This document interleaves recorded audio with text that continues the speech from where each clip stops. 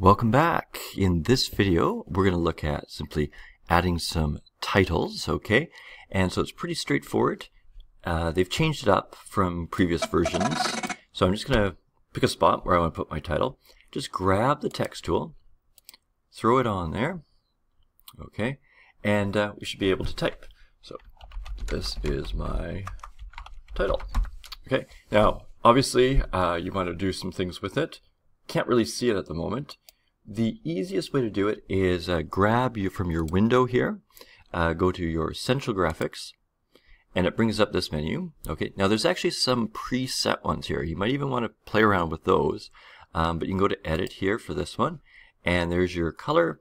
So you could simply make sure that that's selected and change the color of your title. Okay, and then you can play around with the size, and you can make it bold and sort of center it and do a few other things there. Okay, so we can just move it around there. So that's simply adding titles. Now, one thing I noticed is if you want to create sort of another title, because if you want to animate them, you might want to just sort of move it off first, grab that title text again, okay, and do a new title. And it keeps the formatting. So if you set the formatting once, it will keep going with that. So there's my other title. And you can see there's another graphic here now. And so, you can tell by the name, it sort of helps you out so you know which is which. And then I can just layer that on top if I want. And so now I've got those two titles there. Okay. Now, a couple other things you can do with titles is we can animate it. And so I'm going to go under Effect Controls here. And I'm just going to do a very simple one where I'm just going to move it across the screen. That is under Motion. And so if you come to Motion here, then you've got your sort of toggle animation symbol here. You can toggle that on. And what it does is it puts in keyframes. So I can move this, say, across over here. Okay, to start with. This is the length of my graphic here. So it's like 4 seconds or 5 seconds long. Maybe come across right there. Just turn down this volume here. There we go. Okay. And then if I like that position, so bring this over along the x-axis. So I'm going to move it to the middle. Keep it there maybe. Now if I want to keep it there for a little bit, I have to manually put in a keyframe. It only puts in a keyframe if you actually change the position. So if you want to keep the position static, so in the same spot, you have to manually enter that keyframe. There it is. And then just come across to the side. And then maybe I want it to go off the screen. Boom. Okay, so there it is. There's your keyframe. Minimally, you'd have to always have 2 keyframes, okay?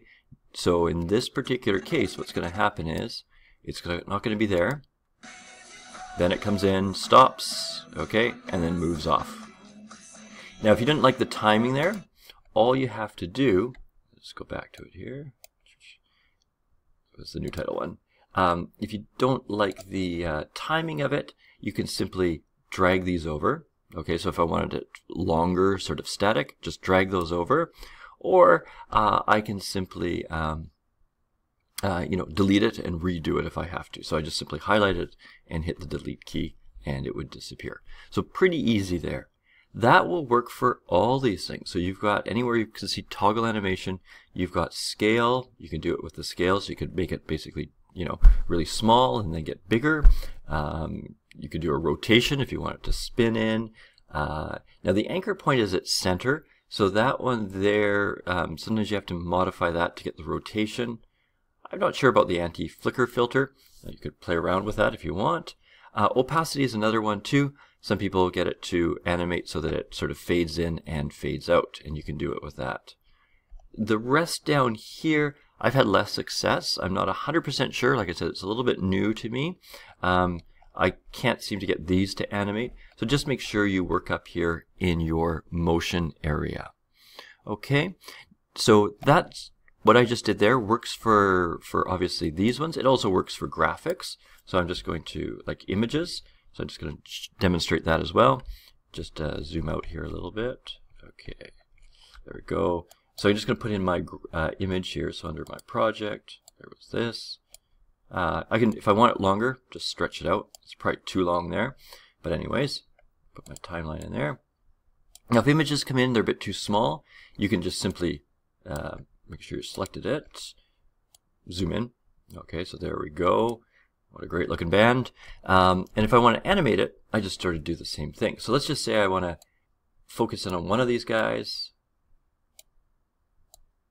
Okay, so I'm going to do a scale and a position one, so do 2. I'm going to start here. What I'm going to do is move across the picture. So I'm going to come across, I'm going to, okay, go across so I can see the band. So I'm putting in a keyframe there. Then what I'm going to do, and let me just, before I move that off, let me manually keyframe the scale too. Okay, so I want the scale to stay the same all the way across. Then what I'm going to do is I'm going to zoom out, and let's show the whole band.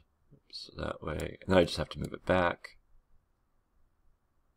So probably have to zoom it out roughly. I think, forget what it was at before. So it just takes a little bit of time.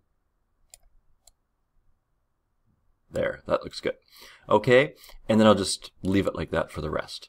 So now what would happen, this might be a little slow, but it will zoom across, okay, and then it will get to a point here where now it will sort of zoom out, a little bit off to the side there, but that's okay. And then it shows the whole band, and there we go. Okay. That's just an example of doing that. Alright, so we'll just end this video here.